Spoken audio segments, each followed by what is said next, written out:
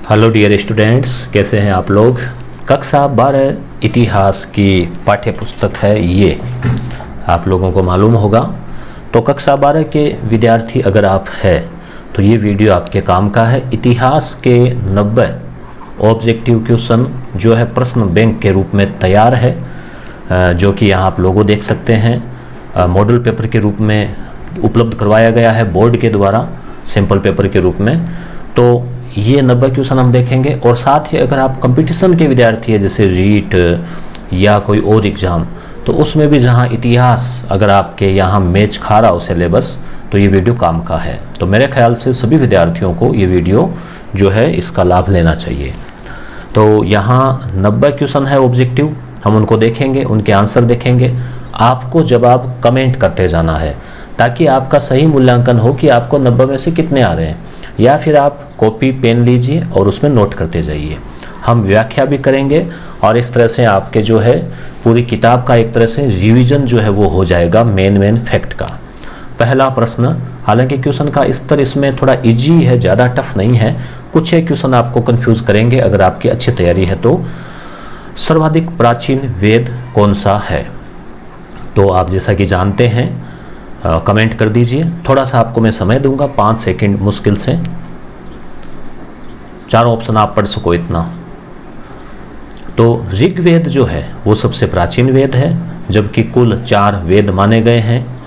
4 वेद माने गए हैं, ऋग्वेद, सामवेद, यजुर्वेद, अथर्ववेद। अथर्ववेद जो है वो सबसे बाद का है, ये सबसे बाद का है और ये सबसे पहले का है। आर्यों द्वारा गाई जाने वाली सामग्री किस वेद में मिलती है? 4 ऑप्शन आपके सामने हैं, इन पे नज़र डालिए और उत्तर दीजिए।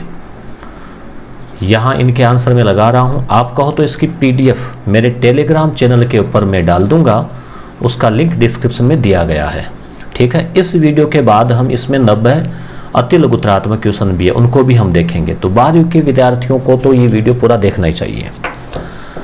आर्यों द्वारा गाई जाने वाली सामग्री सामवेद में है। सामवेद जो है ये भारतीय संगीत का जनक माना जाता है। इसमें मंत्रों को कैसे गाया जाए, ठीक है, इसमें तरीका बताया गया है। और ऋग्वेद में जो है सबसे पुराना, यजुर्वेद में यज्ञ से संबंधित विधि विधान है। इसके 2 भाग है, कृष्ण और शुक्ल यजुर्वेद, और अथर्ववेद सबसे बाद का है। वेदांग साहित्य में कितने भाग है? वेदांग, तो वेदांग जो है उसमें 6 है। ठीक है, वेदों को समझने के लिए, वेदों का अंग है ये एक तरह से, शिक्षा, कल्प, निरुक्त, व्याकरण, छंद और ज्योतिष, ये 6 वेदांग है। शिक्षा, कल्प, निरुक्त, व्याकरण, छंद, ज्योतिष।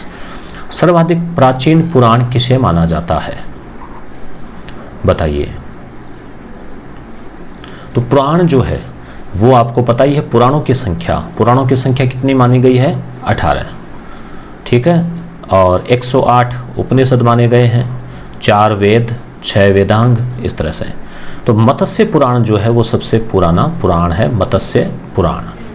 त्रिपिटक, यहाँ एक वायु पुराण का ध्यान रखें। वायु पुराण जो है वो गुप्त काल के बारे में जानकारी हमें देता है। विष्णु पुराण में वो कहा ही गया है भारत के बारे में, हिंद महासागर और वो। त्रिपिटक का संबंध किस धर्म से है? त्रिपिटक का मतलब 3 टोकरियां।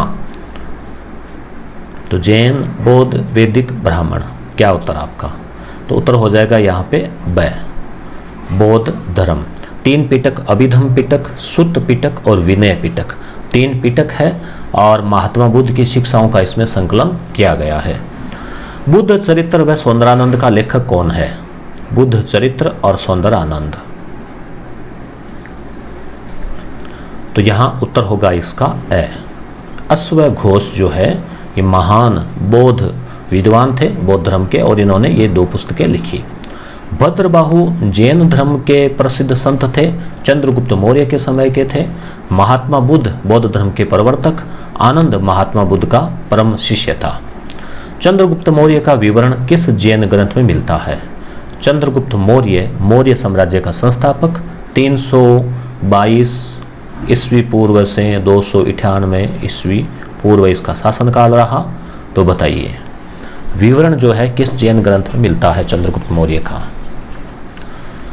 तो भद्रबाहु चरित्र। भद्रबाहु चंद्रगुप्त मौर्य का जैन गुरु भी था। चंद्रगुप्त मौर्य ने अंतिम दिनों में जैन धर्म को स्वीकार कर लिया था और दक्षिणी भारत में जो है वो चले गए थे।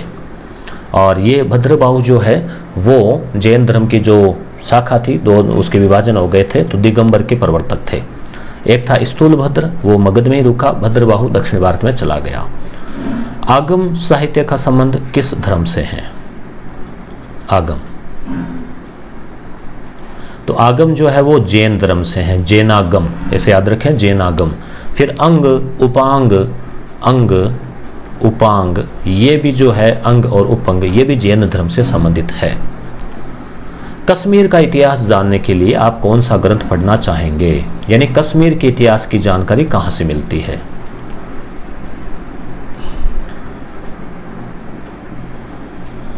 तो उत्तर हो जाएगा यहाँ पे ब, राजतरंगिणी।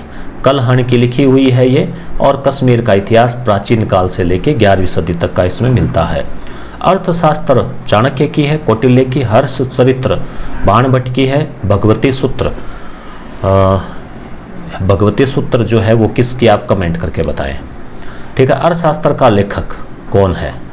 तो अभी अभी हमने बात की है, चाणक्य इसका लेखक है। हर्ष चरित्र का लेखक कौन है? तो हर्ष के दरबार में था ये, और बाण भट्ट। ठीक है, हर्ष ने खुद ने भी 3 नाटक लिखे थे, नागानंद, परिदृशिका, रत्नावली। जयानक ने निम्न में से कौन सा ग्रंथ लिखा? जयानक ने पृथ्वीराज विजय जो लिखा, पृथ्वीराज विजय के दरबारी लेखक था ये। अष्टाध्यायी का लेखक कौन है? ये आज भी संस्कृत पढ़ते हैं तो जो है ये संस्कृत की व्याकरण के रूप में काम आती है। तो कौन हो जाएगा इसका? पाणिनि। पाणिनि की अष्टाध्यायी। पतंजलि का है महाभाष्य, महाभाष्य। कालिदास की तो बहुत सारी रचनाएं हैं। विशाख दत्त की है मुद्रा राक्षस। अगला है शूद्रक की रचना कौन सी है? शूद्रक की, बताइए शूद्रक की क्या रचना है? तो शूद्रक की रचना है मृच्छ कटिकम। ठीक है, ये नीतिसार है कामंदक की, अष्टाध्यायी है पाणिनि की, और मालविका अग्निमित्र है कालिदास की। ठीक है, मालविका अग्निमित्र के लेखक, तो ये क्वेश्चन यहीं पे क्लियर हो ही गया, तो इसका लेखक है कालिदास, मालविका अग्निमित्र। उसके अलावा इसकी रचनाओं में जैसे कुमार संभव और उसके अलावा इसकी बहुत सारी जो रचनाएं हैं कालिदास की, एक से बढ़कर एक, उसमें क्या है, मेघदूत, रघुवंशम, इस प्रकार की एक वो मालविका अग्निमित्र आई गई, मालविका और अग्निमित्र की कहानी। वृत्त कथा मंजरी का लेखक कौन है? वृहत कथा मंजरी, तो क्षेमेंद्र, इसका उत्तर हो जाएगा क्षेमेंद्र। देखो, पाणिनि के अष्टाध्यायी, पतंजलि का महाभाष्य, क्षेमेंद्र की वृत्त कथा मंजरी, सोमदेव की है कथा सरित सागर, कथा सरित सागर। प्राचीन तमिल साहित्य को क्या कहा जाता था? तो प्राचीन तमिल साहित्य को संगम साहित्य कहा जाता था, क्योंकि ये जो तमिल कवि थे ये 2री सदी ईस्वी पूर्व से 2री सदी के बीच हुआ और उनका संगम यानी सम्मेलन हुआ, उसे संगम साहित्य कहते हैं। आगम और उपांग का संबंध किससे है? जैन धर्म से है। वेदांग जो है वो 6 है, इसका संबंध वैदिक साहित्य से है। पृथ्वीराज रासो का लेखक कौन है? बताइए। तो उत्तर हो जाएगा यहाँ पर चंद्रवरदाई। चंद्रवरदाई की रचना है पृथ्वीराज रासो, और चंद्रवरदाई जो है पृथ्वीराज के दरबारी लेखक थे, और इन्होंने जो है राजपूतों के चौहानों की उत्पत्ति अग्निकुंड से मानी है। बांकेदास की रचना है बांकेदास ख्यात। नैणसिरी रचना है मारवाड़ रा परगनारी विगत, और एक नैणसिरी ख्यात, और ये मारवाड़ के जोधपुर के महाराजा जसवंत सिंह के दरबार में रहते थे। सूर्यमल मिश्रण जो है इनकी प्रसिद्ध रचना वीर सतसई वंश भास्कर। तो यहाँ उत्तर हो जाएगा इसका द। इंडिका में किस भारतीय शासक के दरबार का विवरण है? इंडिका में किस भारतीय शासक, बताइए। तो उत्तर हो जाएगा चंद्रगुप्त मौर्य। इंडिका का लेखक है मेगस्थनीज। जो कि एक यूनानी था, और चंद्रगुप्त मौर्य ने सेल्यूकस को पराजित किया था 305 ईस्वी पूर्व में। तो मेगस्थनीज को राजदूत के रूप में भारत भेजा गया था। मेगस्थनीज ने इंडिका लिखी और उसमें समाज में 7 जातियों की उसने बात की है, 7 वर्ग माने हैं। इंडिका का लेखक कौन है? तो यहाँ बात क्लियर हो गई आपके मेगस्थनीज। हर्षवर्धन के समय आने वाले चीनी यात्री का नाम क्या है? हर्ष के समय आया, बताइए हर्ष के समय कौन आया? तो हर्ष के समय जो आया वो था ह्वेनसांग। देखो है से हर्ष, है से ह्वेनसांग, ठीक है। फाहयान का पूछा जाए आपसे तो यान लेके हम 2 बार कहाँ चले गए? चंद्रमा पे। तो चंद्रगुप्त सेकंड, ठीक है, इधर सेकंड याद रखें, ठीक है। चंद्रगुप्त द्वितीय विक्रमादित्य के समय फाहयान आया था। नालंदा विश्वविद्यालय की जानकारी किस चीन यात्री की पुस्तक में मिलती है? नालंदा बिहार में है, विक्रमशिला भी बिहार में। तो नालंदा विश्वविद्यालय की जानकारी किस चीनी यात्री? तो उत्तर हो जाएगा ह्वेनसांग। ह्वेनसांग की पुस्तक जो है उसका नाम है CU की। ह्वेनसांग नालंदा रुका भी था। फाहयान जो है, फाहयान चंद्रगुप्त द्वितीय के समय आया था, और नालंदा विश्वविद्यालय की स्थापना कुमार गुप्त राजा था उसके समय हुई थी। तो इसकी ट्रिक आप याद रख सकते हैं, कुनाल, कईयों का नाम भी होता ना कुनाल, तो नाल से नालंदा, को यानी कुमार गुप्त, इस तरह से। तारीखुल हिंद या तहकीकात हिंद के लेखक कौन है? ये व्यक्ति, इसका जो लेखक है वो महमूद गजनवी के समय भारत आया था उसके साथ, और उसने यहाँ संस्कृत भी सीखी और भारतीय कल्चर के बारे में, क्लाइमेट के बारे में इसने लिखा। इतिहास लिखने का प्रयास किया तो उत्तर हो जाएगा अल-बरूनी। सुलेमान तो जो है वो अल-मसूदी के समय आया था लगभग भारत, ठीक है। उस समय जो राजा था सुलेमान अल-मसूदी था, निजामी। चचनामा में किसका इतिहास मिलता है? सुलेमान मिहिर भोज जो था ना, वो था मिहिर भोज के समय, ठीक है। चचनामा में किसका इतिहास मिलता है बताइए? तो चचनामा में सिंध जो है प्रांत, जो कि वर्तमान पाकिस्तान में, उसका इतिहास मिलता है, सिंध पर अरबों की विजय वगैरह। हाथी गुम्फा अभिलेख किस शासक से संबंधित है?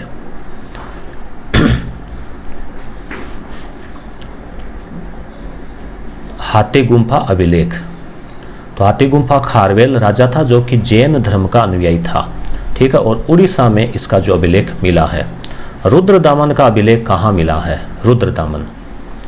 रुद्रदामन जो है वो एक शक शासक था, और आप झील के बारे में वो पढ़ते हैं, सुदर्शन, उसके बारे में।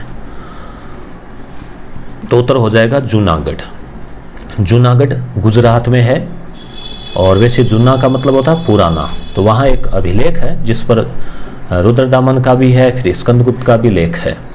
समुद्रगुप्त से संबंधित प्रशस्ति कौन सी है? समुद्रगुप्त से संबंधित एक शानदार प्रसिद्ध प्रशस्ति है, तो गया, नासिक, भीतरी, जूनागढ़। तो यहाँ जूनागढ़ ही हो समुद्रगुप्त से संबंधित प्रशस्ति। प्रयाग प्रशस्ति है वैसे तो, यहाँ 4 ऑप्शन इन्होंने दिए हैं। तो भीतरी जो है, भीतरी स्कंदगुप्त का है, गया और नासिक, जूनागढ़, रुद्रदामन, स्कंदगुप्त। तो यहाँ भीतरी ही हो जाना चाहिए, क्योंकि भीतरी में गुप्तों के बारे में जानकारी मिलती है। वीणाधारी व व्याघ्र निहंता वाले सिक्के किस शासक से संबंधित है?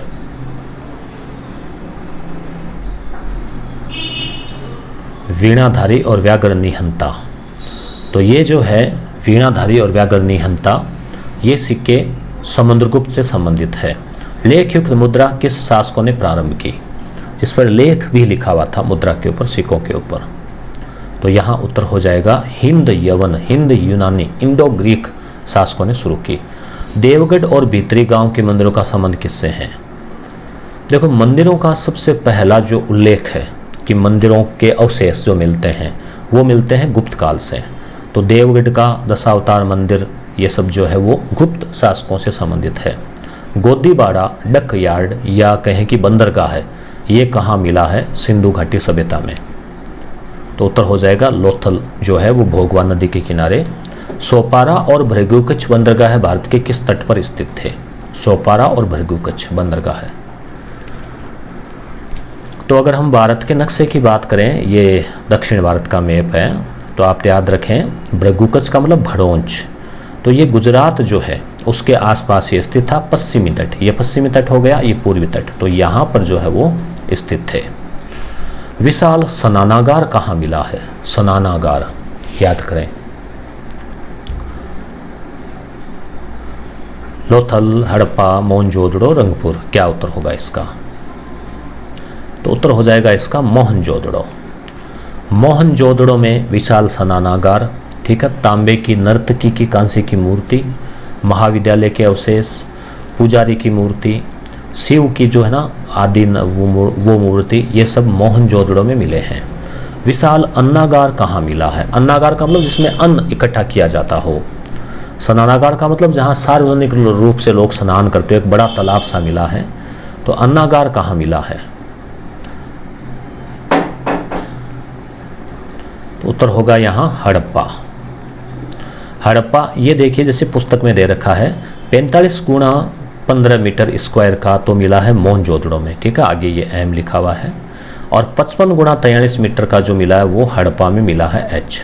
तो हड़प्पा वाला इस तरह से बड़ा हो गया नागार। विशाल स्टेडियम के कहाँ अवशेष मिले हैं? स्टेडियम है, उसके आगे एक साइन बोर्ड जिस पर बड़े बड़े अक्षरों में लिपि लिखी हुई है सिंधु घाटी वालों की, तो उत्तर हो जाएगा इसका धोलावीरा। नर्तकी की कांसे की मूर्ति किस सभ्यता से संबंधित है? तो अभी अभी हमने बात की मोहनजोदड़ो में मिली है, तो उत्तर हो जाएगा सिंधु घाटी सभ्यता। जुते हुए खेत के प्रमाण, जहाँ 2 फसलें 2 धारियाँ ऐसे मिली है, तो यह हो जाएगा कालीबंगा। जैसे वक्राकार ईंटें हैं, अग्निवेदिका के अवशेष है और 5 स्तर है, तो ये सब कालीबंगा में है। नगर नियोजन के लिए विश्व प्रसिद्ध सभ्यता है, यानी उनके नगर, सड़कें एक दूसरे को समकोण पर काटती हुई, चौड़ी गलियाँ, ठीक है, नालियाँ, साफ सफाई, ये सब नगर नियोजन के लिए विश्व में प्रसिद्ध सभ्यता है सिंधु घाटी सभ्यता। भीमबेटका किस राज्य में स्थित है? बताइए। तो भीमबेटका जो है वो मध्य प्रदेश में है, और ये शैल चित्र, शैल का मतलब हो गया चट्टान, चट्टानों के ऊपर आदि मानव, पाषाण काल के मानव के चित्र बने हुए हैं, जैसे हिरण वगैरह का है, पानी लेते हुए है, इस प्रकार के कई चित्र है। शिकार का दृश्य है। कथा सरित सागर का लेखक कौन है? तो अभी हम इनके बारे में चर्चा पहले कर चुके हैं। सोमदेव, इसकी ट्रिक याद रखें, सोमवार को कई लोग व्रत करते हैं तो कथा सुनाते हैं, तो कथा सरित सागर। क्षेमेंद्र की अभी हमने ऊपर पढ़ा था, वरिहत कथा मंजरी।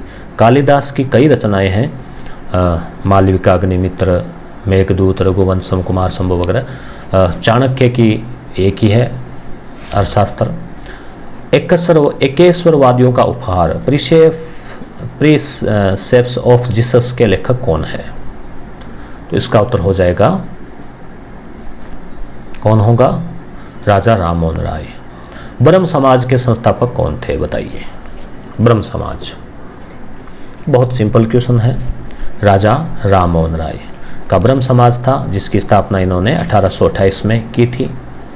और विवेकानंद की रामकृष्ण मिशन है। दयानंद सरस्वती का आर्य समाज है, ठीक है। और ज्योतिराव फुले, चलो ये आपसे कमेंट करके पूछते हैं कौन है, बताइए। इनकी जो संस्था उसका नाम क्या था, या इनकी किताब का नाम बता दीजिए। आदि ब्रह्म समाज के संस्थापक कौन थे, बताइए। तो ये जो ब्रह्म समाज है, इससे 2 भाग हो गए थे राजा राममोहन राय की मृत्यु के बाद में। एक भाग देवेंद्रनाथ टैगोर ने संभाला, एक भाग केशव चंद्र सेन ने संभाला। तो आदि ब्रह्म समाज के संस्थापक कौन है, आपको कमेंट करके जो है वो बताना है। तो उत्तर हो जाएगा इसका देवेंद्रनाथ टैगोर। ध्यान रखें, देवेंद्रनाथ का आदि, यानी आप इसे याद रखें ट्रिक से, कि जो देवता है, देव, वो आदि अनादि काल से चले आ रहे हैं। केशव चंद्र सेन का जो ब्रह्म समाज था, उसका नाम रखा गया भारतीय ब्रह्म समाज। किन के प्रयासों से सती प्रथा पर 1829 में रोक लगी? तो बहुत ही सिंपल क्वेश्चन है, और 90 क्वेश्चन में से मेरे ख्याल से अगर आपकी अच्छी तैयारी है तो आप 90 में से 90 भी कर सकते हैं सही, या फिर आप 85 भी अगर करते हैं तो भी आपकी इतिहास की तैयारी अच्छी है। तो यहाँ उत्तर हो जाएगा राजा राम मोहन राय, और 1829 में रोक लगाई गई थी। उस समय विलियम बेंटिक जो है वो अंग्रेजों का गवर्नर जनरल था भारत में। प्रार्थना समाज के संस्थापक कौन थे?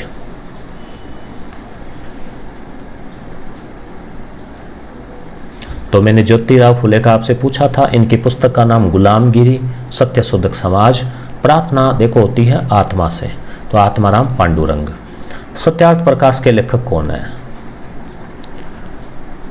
बहुत ही शानदार पुस्तक है ये, अंधविश्वासों पर कड़ा प्रहार है ये, तो दयानंद सरस्वती। आर्य समाज का संस्थापक कौन था? तो याद करें आप, 1875 में मुंबई में इसकी स्थापना हुई थी, तो उत्तर हो जाएगा दयानंद सरस्वती। स्वराज्य शब्द का सर्वप्रथम प्रयोग कब किया गया? स्वराज्य,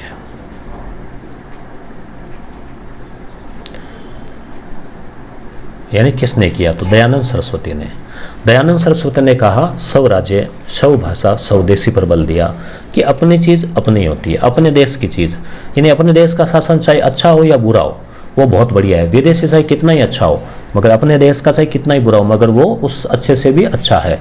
तो ये कथन किसका है? यानी स्वदेशी शासन अच्छे से अच्छे, यानी बुरे से बुरा स्वदेशी शासन अच्छे से अच्छे विदेशी शासन से अच्छा है। तो इस प्रकार का कथन दयानंद सरस्वती का है। विवेकानंद के गुरु कौन थे?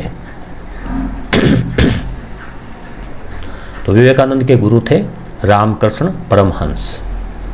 शिकागो विश्व धर्म सम्मेलन में भाग लेने वाले समाज सुधारक कौन थे? ये 1893 में अमेरिका में हुआ था सम्मेलन, विश्व धर्म सम्मेलन, जिसमें भारत की तरफ से भाग लेने कौन गए थे?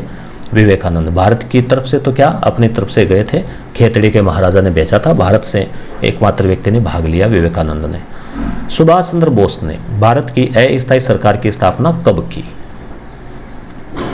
कहाँ की? सिंगापुर, बैंकॉक, मनीला, टोक्यो, बताइए। तो ये आप ध्यान में रखें, केथ हॉल में 21 अक्टूबर यानी 1943 में सिंगापुर में सुभाष चंद्र बोस ने अस्थायी सरकार की स्थापना की। महात्मा गांधी के लिए राष्ट्रपिता शब्द का प्रयोग सर्वप्रथम किसने किया?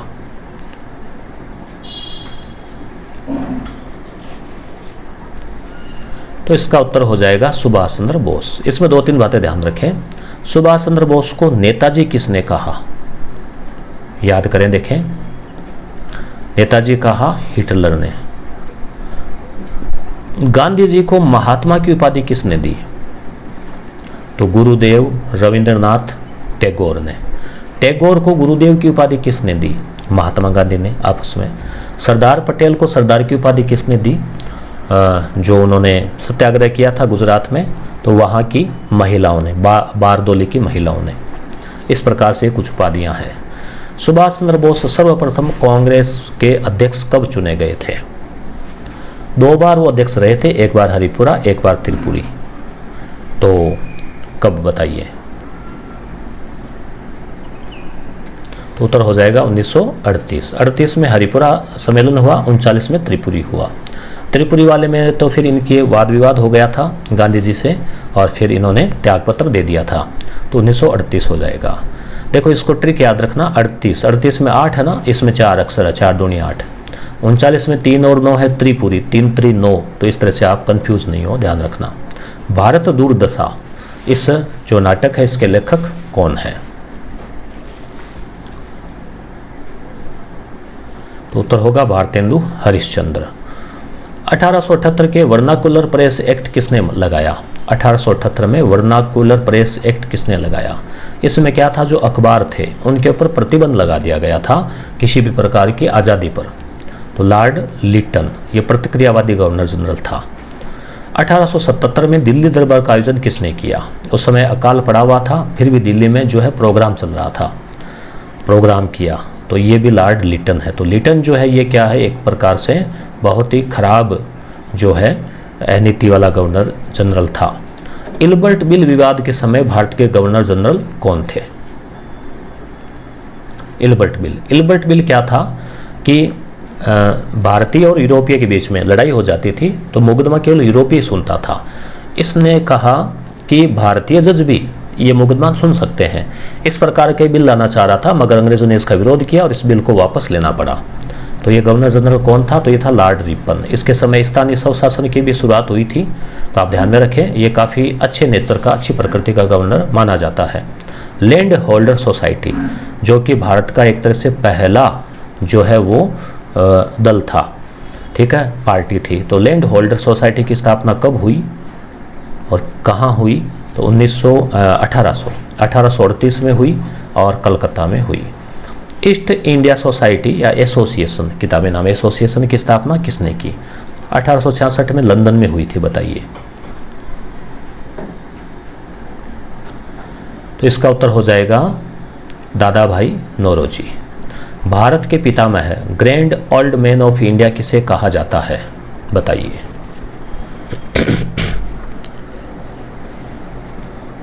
तो उत्तर हो जाएगा इसका दादा भाई नौरोजी। देखो, वैसे ओल्ड मैन दादाजी को वैसे बोलते ही है, ये पारसी थे और इनको क्या है, इन्होंने सबसे पहले भारतीय अर्थव्यवस्था का जनक भारत में है, मतलब इन्होंने सबसे पहले बताया था कि अंग्रेज जो है वो धन यहाँ से ले जा रहे हैं, तो धन निष्कासन, ड्रेन ऑफ वेल्थ, निष्कासन का सबसे पहले इन्होंने बताया, सिद्धांत दिया।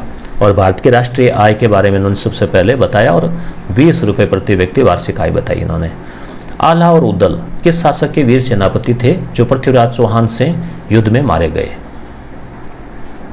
बताइए। ये मालवा का शासक था।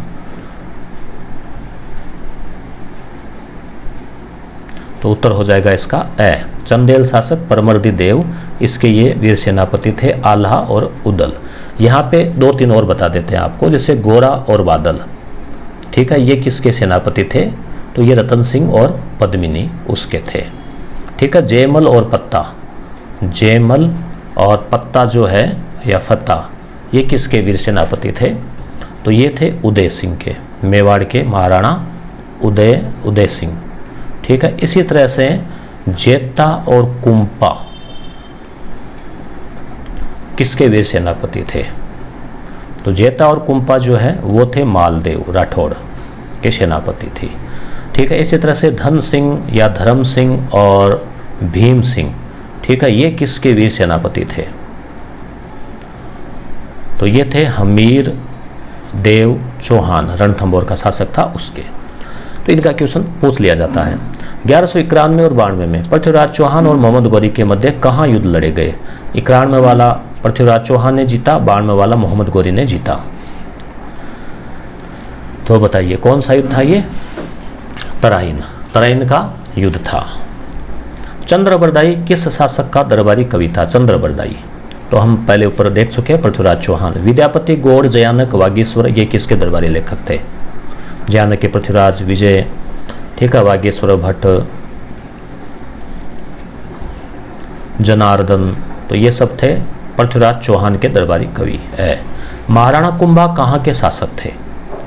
तो बहुत ही सिंपल क्वेश्चन वैसे ही है, महाराणा कुंभा मेवाड़ के शासक थे। मालवा के शासक ने महाराणा कुंभा युद्धरत रहे? मालवा का शासक था, फिर इसको इन्होंने हराया था, बंदी भी बनाए रखा 6 महीने, तो महमूद खिलजी प्रथम, ठीक है। और फिर इस युद्ध, ये जो युद्ध था सारंगपुर का, इसकी उपलक्ष्य में फिर कुंभा ने कीर्ति स्तंभ का निर्माण करवाया चित्तौड़गढ़ के दुर्ग में। मालवा के किस शासक से महाराणा कुंभा युद्धरत रहे? प्रश्न रिपीट हो गया। यहाँ मैं आपसे पूछ लेता हूँ कि यहाँ कुंभा के बाद में उनके पोते राणा सांगा जो है, उनका भी मालवा के शासक से युद्ध हुआ था, तो किससे हुआ?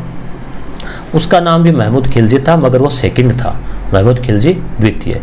युद्ध में स्थिर बुद्धि के शासक को कहा जाता है? स्थित प्रज्ञ। तो बहुत सारी उपाधियां जो है वो किसकी थी? वो थी महाराणा कुंभा की, इसलिए कुंभा को कहा जाता है।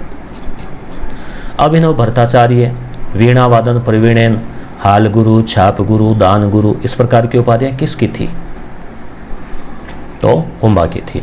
संगीत राज, संगीत मीमांसा, सूड प्रबंध, संगीत क्रम दीपिका, सूड प्रबंध, ये किसके द्वारा लिखे गए ग्रंथ है? संगीत के क्षेत्र में भी वो था, तो कौन? कुंभा। सांप्रदायिक आधार पर पृथक निर्वाचन प्रणाली को कब प्रारंभ किया गया? तो इसमें क्या था, मुस्लिमों को सबसे पहली बार अलग से प्रतिनिधित्व निर्वाचन का अधिकार दिया गया। 1909 का अधिनियम, जिसे मोर्ले मिंटो अधिनियम भी कहा जाता है। मोर्ले ब्रिटेन में भारत सचिव था, मिंटो भारत का गवर्नर जनरल था।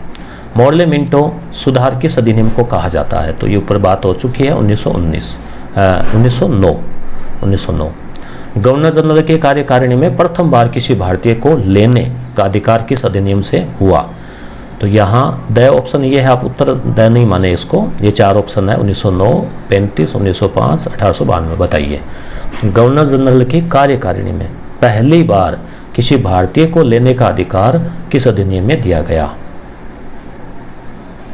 तो ये भी 1909 ही हो जाएगा। इसका उत्तर भी 1909 ही होगा। गवर्नर जनरल के कार्यकारिणी में सम्मिलित प्रथम भारतीय कौन था,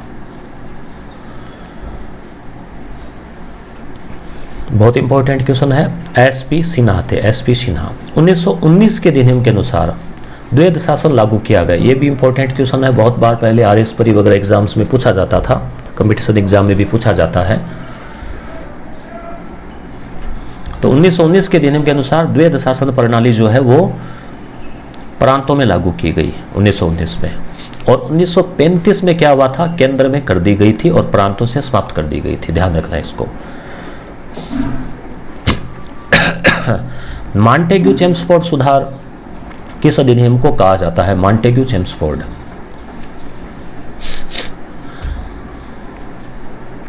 मॉन्टेग्यू चेम्सफोर्ड जो है वो कहा जाता है 1919 के अधिनियम को। मॉन्टेग्यू भारत सचिव था, चेम्सफोर्ड भारत का गवर्नर जनरल था, और 1919 वही प्रांतों में द्वैध शासन। किस अधिनियम द्वारा पहली बार केंद्र में द्विसदनी विधायिका की व्यवस्था लागू की गई, पहली बार केंद्र में द्विसदनी विधायिका, तो ये आप ध्यान रखें, दोहरा शासन नहीं, द्विसदनी विधायिका, तो 1919 का अधिनियम ही हो जाएगा। देखो आगे अगला प्रश्न इसी से जुड़ा हुआ। 1919 के अधिनियम के द्वारा कितने सदस्य की विधायिका लागू की गई, सिंपल द्विसदनी। भारतीय उच्चायुक्त का प्रावधान किस अधिनियम के अंतर्गत किया गया, हाई कमिश्नर, भारतीय उच्चायुक्त, तो ये भी यहाँ 1919 ही होगा। 1919 के अधिनियम अनुसार गवर्नर की कार्यकारिणी किसके प्रति उत्तरदायी है, बताइए। 4 ऑप्शन है आपके सामने है, उत्तर दीजिए, कमेंट कीजिए, कॉपी में नोट कीजिए, उसके बाद उत्तर बताऊंगा ताकि आप मिलान कर सको कितने सही हुए। तो उत्तर हो जाएगा इसका गवर्नर के प्रति। गोद निषेध, हड़प नीति का प्रवर्तक कौन था,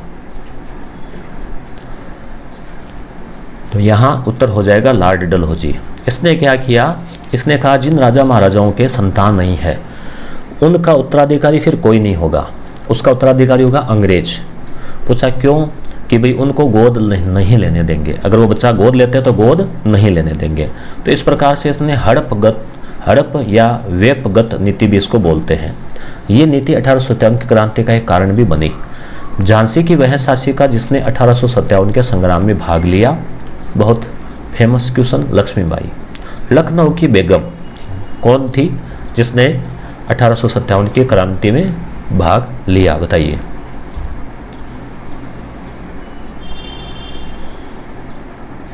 तो उत्तर होगा बेगम हजरत महल। 1857 की क्रांति का तत्कालीन कारण क्या था, तो ये आप अच्छे से जानते हैं। वो एक जो एनफील्ड राइफल थी उसमें गाय और सूअर की चर्बी लगे हुए कारतूस थे। मंगल पांडे ने कहाँ विद्रोह किया, सबसे पहले इसी ने विद्रोह किया था इन कारतूसों के खिलाफ। क्रांति की शुरुआत मेरठ से मानी जाती है, ध्यान रखना, 10 मई, और राजस्थान में जो है वो 28 मई नसीराबाद से। तो मंगल पांडे ने किया बैरकपुर की छावनी में, जो कि पश्चिमी बंगाल में है। 1857 की क्रांति के प्रचार का क्या तरीका था, यानी उनका प्रतीक चिन्ह क्या था, बताइए। तो चपातियां और लाल कमल का फूल और चपाती यानी रोटी का निशान। भारत का अंतिम मुगल सम्राट कौन था, तो बहादुर शाह जफर, यानी बहादुर शाह द्वितीय जो है ये अंतिम मुगल सम्राट था। 1857 में अंग्रेजों ने क्या है, बहादुर शाह को स्थानीय लोगों ने अपना शासक घोषित किया। तो 1858 में इसको गिरफ्तार कर लिया अंग्रेजों ने हुमायूं के मकबरे से, और फिर इसको म्यांमार रंगून भेज दिया, वहीं इसकी मृत्यु हो गई। नाना साहब ने कहाँ प्रतिरोध किया, तो नाना साहब जो है कानपुर, नाना काना याद रखें। दिल्ली में बहादुर शाह जफर का सेनापति कौन था इसका, जिसने 1857 के क्रांति में भाग लिया? तो उत्तर हो जाएगा बख्त खां। अवध में 1857 के क्रांति में भाग लेने वाले कौन थे? तो अवध जो है उसकी राजधानी लखनऊ थी, तो लखनऊ में बेगम थी, बेगम हजरत महल। इस प्रकार से हमने 90 क्वेश्चन कर लिए। अगर आपको वीडियो अच्छा लगा है तो आप कमेंट करें, लाइक करें। अगला जो पार्ट 2 होगा इसका, उसमें हम ये जो 90 ऑब्जेक्टिव के अलावा ये जो अति लघुतरात्मक क्वेश्चन है, वन लाइनर, इनको हम देखेंगे, इनके प्रश्न और इसके आंसर आपसे पूछते जाएंगे और उत्तर बताते जाएंगे। तो इस प्रकार से आपके इतिहास जो है वो रिपीट होगा। तो कक्षा 12 के विद्यार्थियों के लिए तो इम्पोर्टेंट है ही है, उसके अलावा आप कंपटीशन वाले हैं तो भी इम्पोर्टेंट ये वीडियो आपके लिए था। धन्यवाद।